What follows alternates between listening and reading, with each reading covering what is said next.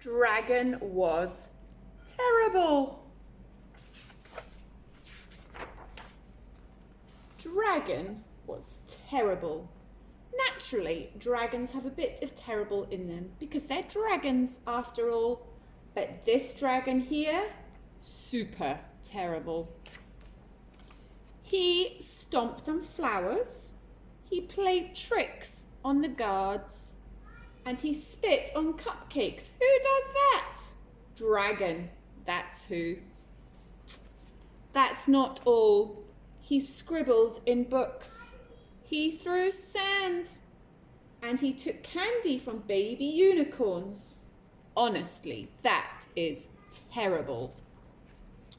The king had had enough. Enough, he said, and he posted this sign.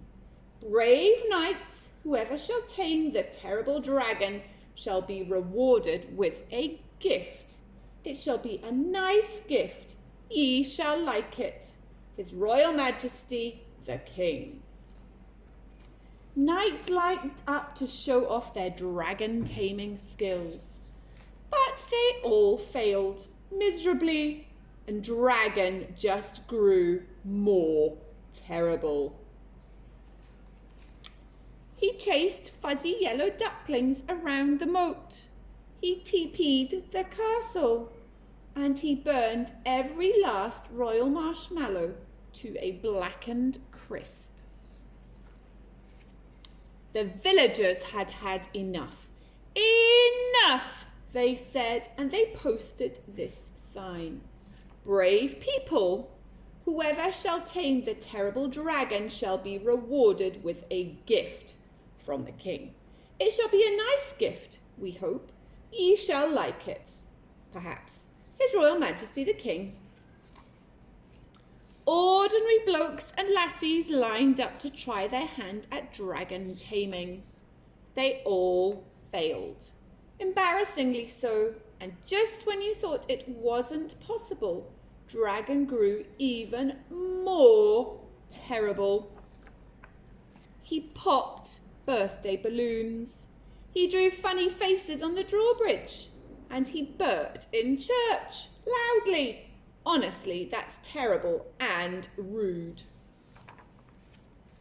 A boy wearing a feathered cap and a look of determination had enough. Only he didn't say enough like you thought he would. Instead, he sketched a story.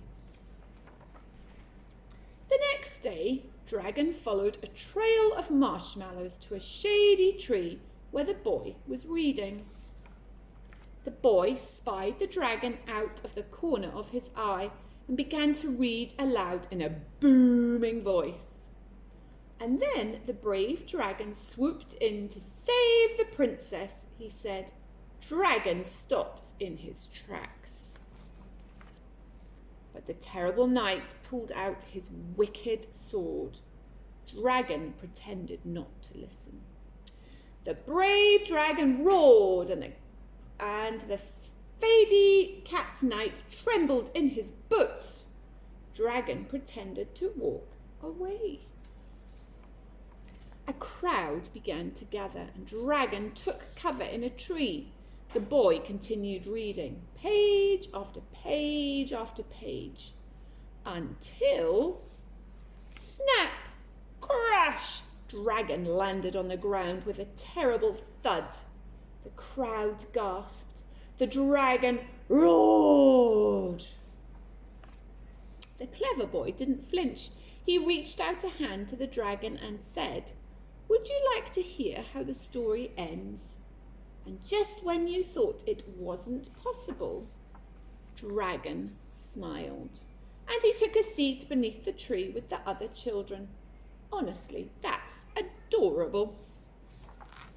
The king cheered. The villagers cheered. A baby unicorn and fuzzy ducklings cheered the loudest of all.